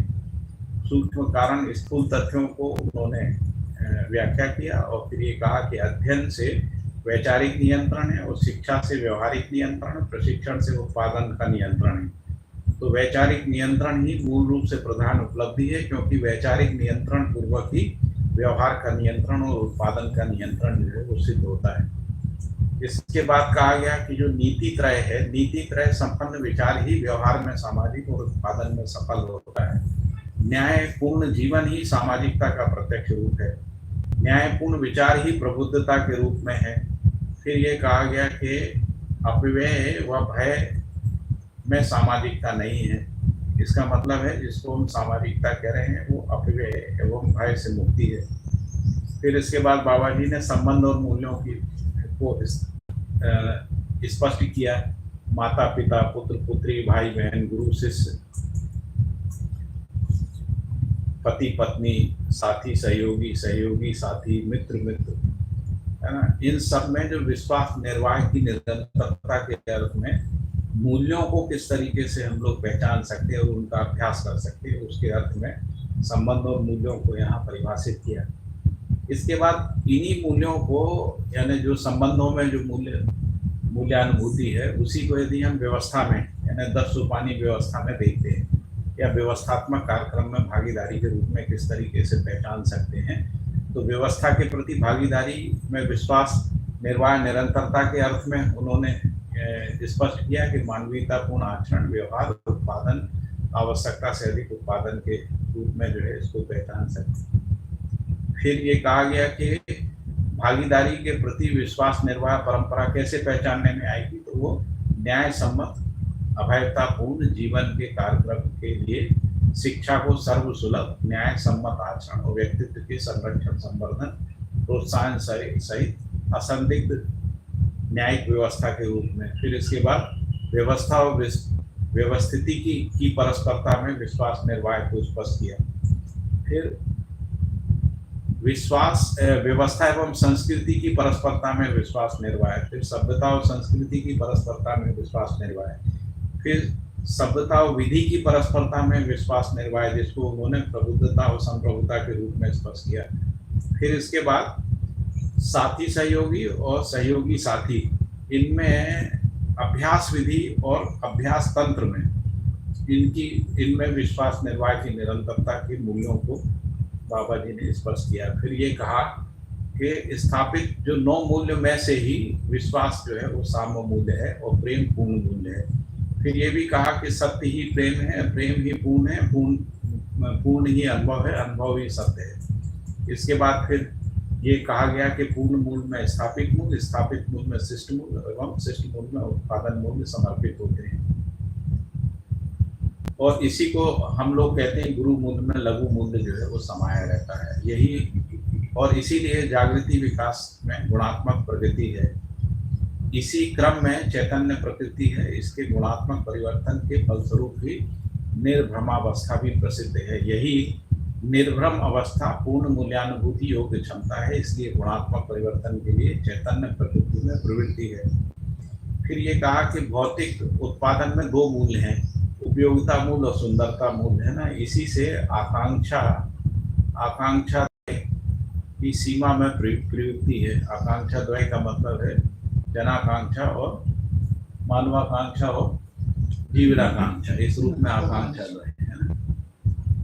जीवनाकांक्षा सुख शांति संतोष, और जनाकांक्षा यानी जिसको हम मानवाकांक्षा भी कहते हैं, समाधान समृद्धि और वैसे इस अर्थ में है। फिर प्रकारांतर से जो संबंध है वो इस प्रकार से द्रष्टव्य है। माता पिता जन्मदाता, प्राणदाता, जीवनदाता, विद्यादाता, भाई बहन जन्म सिद्ध, व्यवहार सिद्ध, पति पत्नी जो है वो मानवीयता पूर्ण विधि से यतित्व और सतित्व के रूप में, और गुरु जो है कुशलता निपुणता पांडित्य के रूप में, और शिक्षक शिक्षार्थी और विद्यार्थी के रूप में। इस तरीके से संबंध की स्थितियों को बाबा जी ने स्पष्ट किया। फिर स्वामी में ये कहा कि स्वामी में ईष्ट के रूप में स्वामी जो है उपासना में पहचानने में आता है ना। और व्यवस्था में जो विशिष्ट है वो स्वामी के रूप में, जिनमें कोई विशिष्ट विद्या का प्रकटन होता है। और शिष्य व्यवहार में, इस अर्थ में स्वामी जो है वो स्पष्ट होता है, यानी जो गुरु को शिष्य जो है व्यवहार में पहचानता है, उस अर्थ में स्वामी है। फिर इसके बाद कहा कि मानव न्यायपूर्ण आचरण पूर्वक निर्भय और समाधानित है।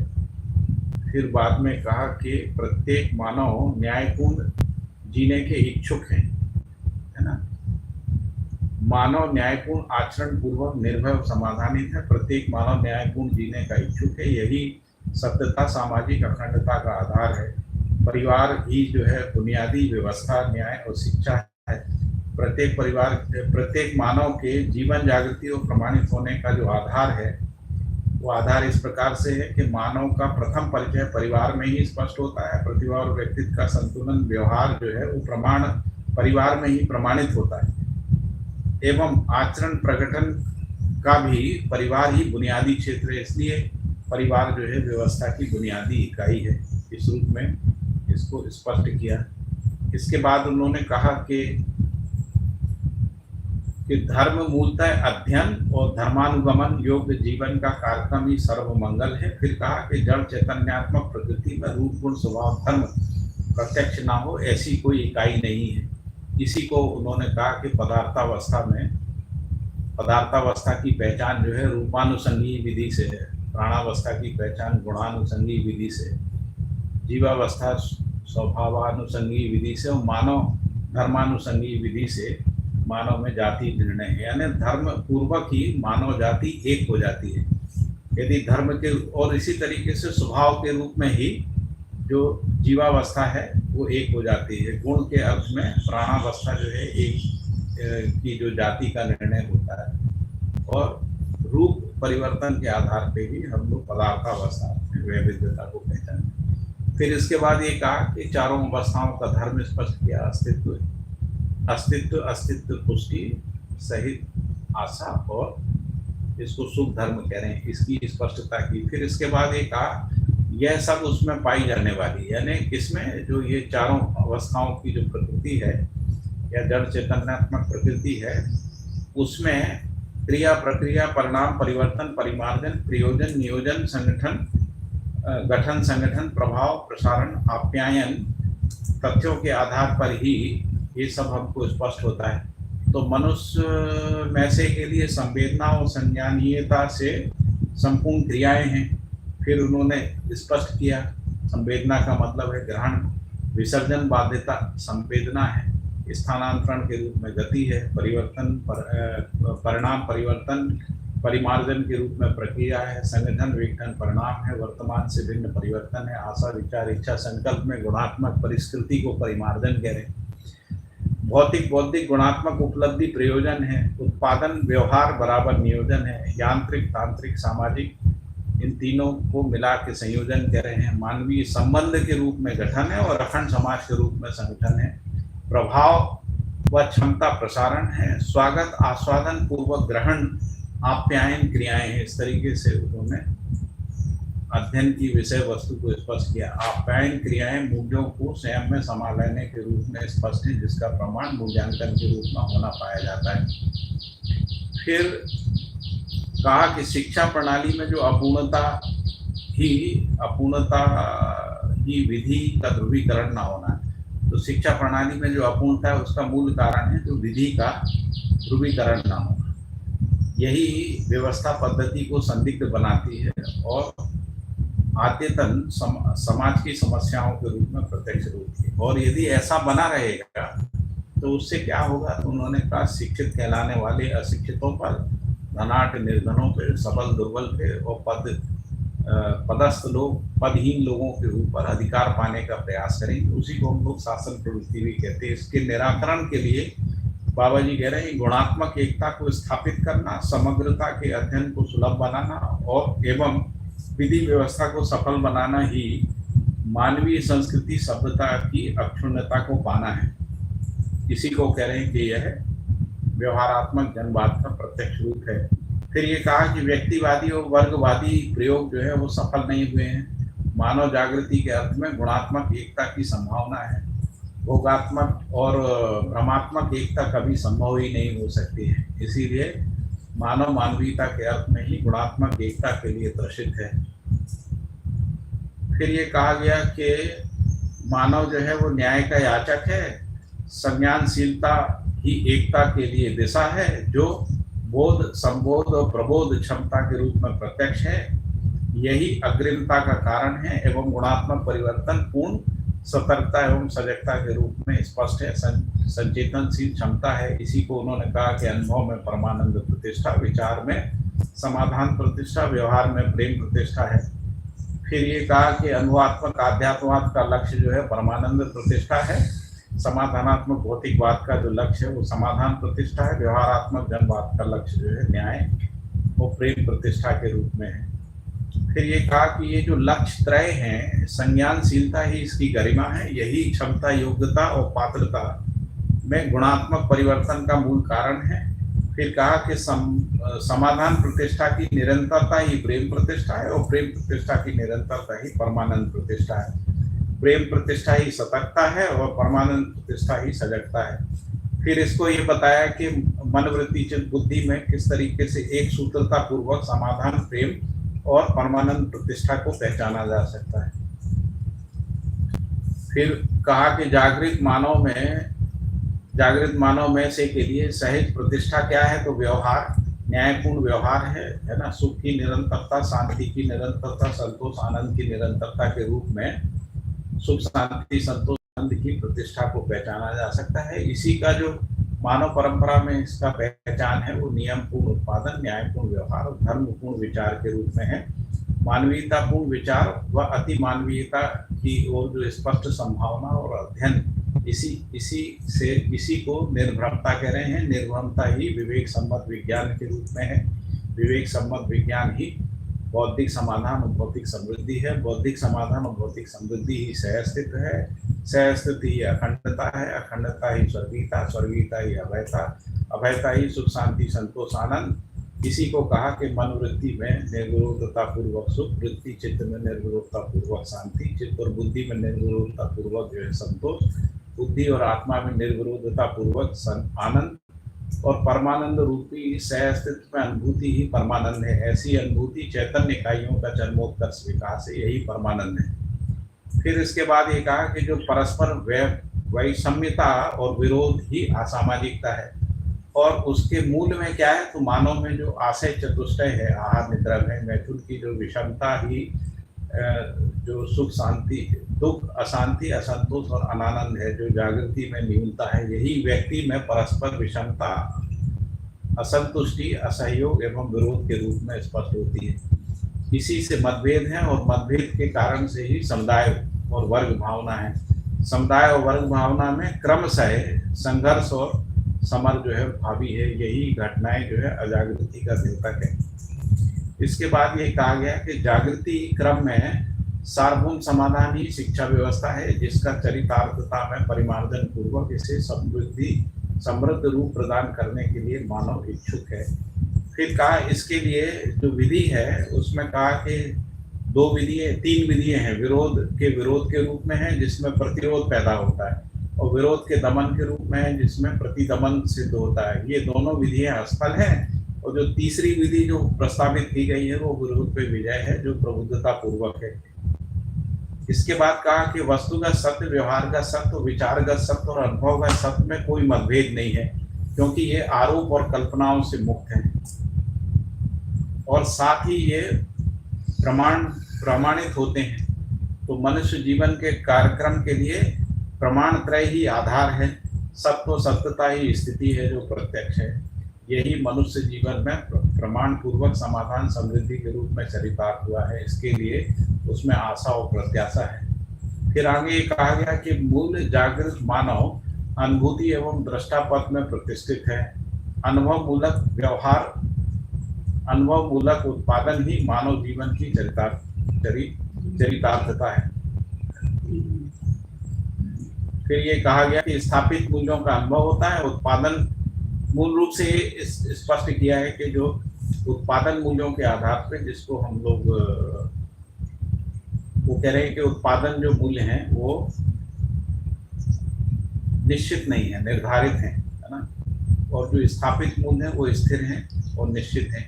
तो इसलिए व्यवस्था का जो मूल आधार है वो स्थापित मूल्य ही है।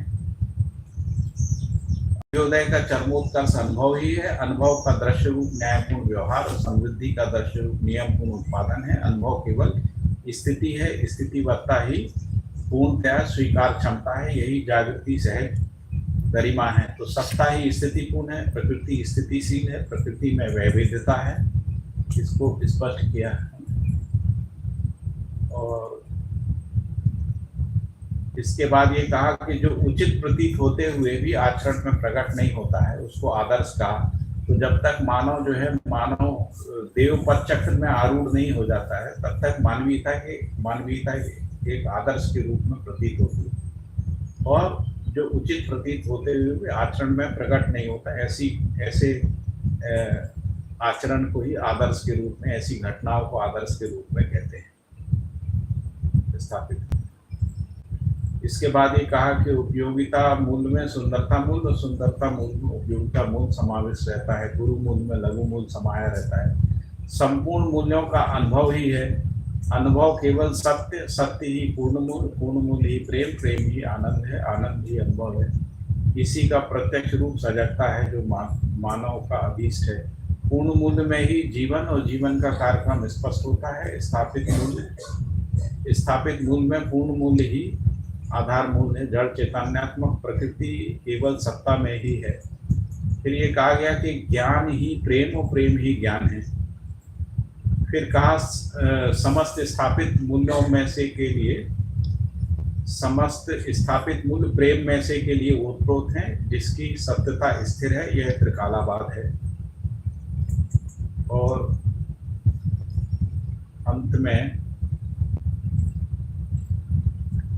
अनुभव विहीन मानव सामाजिक नहीं है। सामाजिकता में से के लिए अनुभव क्षमता अनिवार्य है। मानवीयता की सीमा में प्रतीति एवं अनुभव, अति मानवीयता की सीमा में अनुभव एवं उसका वैभव।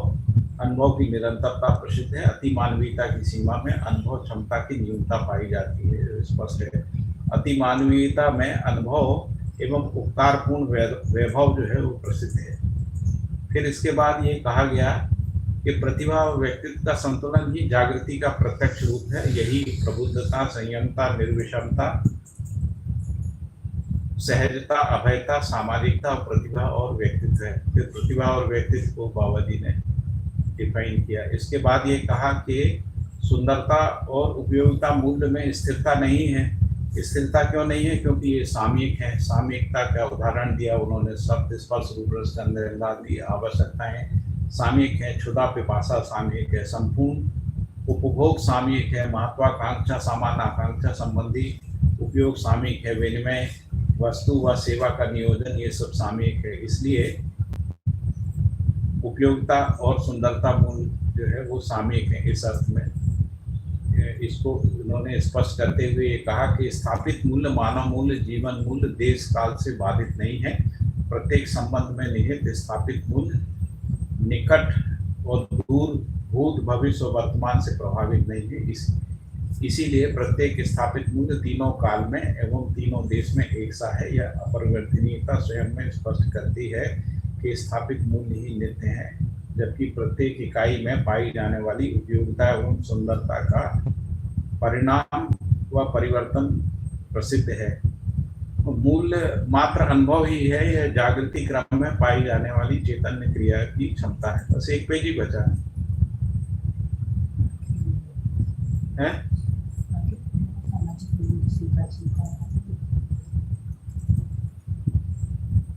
तो फिर आगे ये कहा गया कि स्थापित मूल्य और शिष्ट मूल्यों का योग फल ही सामाजिक मूल्य बनता है। इसी के आधार पर संस्कृति सभ्यता विधि व्यवस्था का प्रथम संरचना प्रारूप है एवं संचालन प्रक्रिया भी है। तो सामाजिक मूल्यों की स्वीकार क्षमता को संस्कृति कह रहे हैं और सामाजिक मूल्यों की वहन क्षमता जो है सभ्यता है। उपयोगिता व सुंदरता मूल्य समाज मूल्य में समाहित व समर्पित है। व्यवहार में ही इन दोनों की प्रयुक्ति है, इसलिए संपूर्ण प्रयुक्तियां जो हैं वो जीने के लिए अथवा प्रयुक्ति जीने के लिए है अथवा जीवन के लिए है। फिर इसके बाद ये कहा गया कि समाधान व अनुभूति ही मानव में पाई जाने वाली विशिष्टता है। यही प्रबुद्धता प्रभुता और अभयता है। फिर कहा कि शिष्ट मूल्य ही अनुभव को इंगित करता है। यही सभ्यता और शिक्षा है। प्रत्येक मानव में किसी से शिक्षित होना या किसी को शिक्षित करना प्रसिद्ध है। शिष्टता में ही उपयोगिता और सुंदरता संयत रूप में प्रयुक्त होती है। संयमता ही सदुपयोग है। सदुपयोग एवं सुरक्षा ही सतर्कता का प्रत्यक्ष रूप है। यही सामाजिकता का कार्य कारण एवं लक्ष्य है। शिष्टता की अभिव्यक्ति प्रसिद्ध है। मानवीयता में शिष्टता की प्रतिष्ठा व अखंडता है। यही सफल जीवन का प्रत्यक्ष रूप है, जो अखंड समान 10 सोपानी व्यवस्था में अनिवार्यतः अनुवर्तनीय है। तो इस तरीके